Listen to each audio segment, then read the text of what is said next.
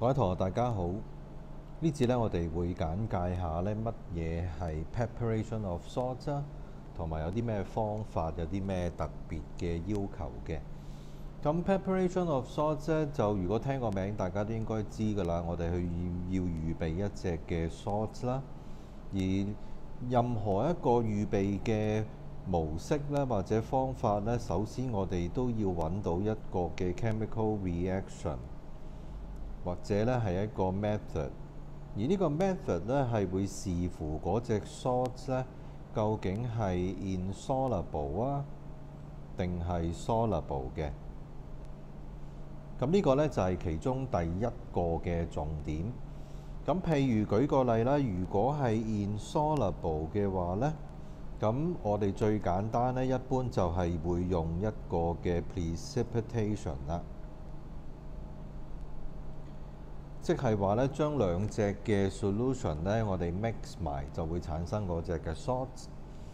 咁如果係 soluble 嘅話咧，咁我哋一般咧都可能會用 neutralization 啦。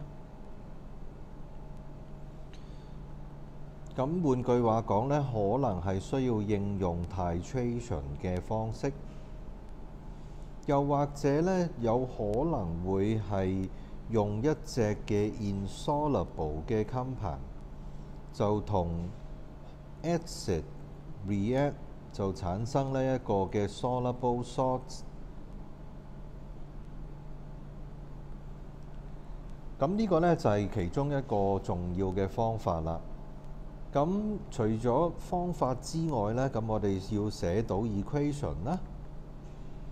我哋要揀一個嘅 suitable 或者一啲 suitable 嘅 reagents。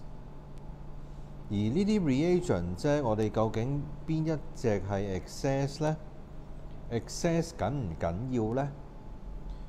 同埋呢，我哋要就返嗰個嘅 separation method。咁點樣先至可以攞到一個純嘅嗰隻 compound 出嚟？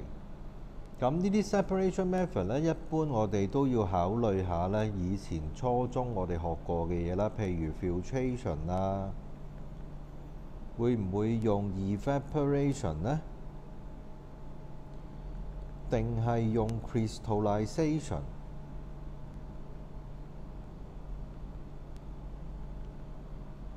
或者有冇第二啲嘅招數呢？咁然之後呢，我哋攞到一個嘅 salts 出嚟啦，咁我哋未必係純㗎嘛，咁我哋要有一個嘅清潔嘅過程啦。咁最終呢，我哋都要 dry 佢啦。咁我哋經過咗咁多個步驟呢，最終我哋先至可以呢攞到嗰隻嘅好純嘅 salts 出嚟。咁我哋之後嗰幾節呢，會再慢慢再提嘅。拜拜。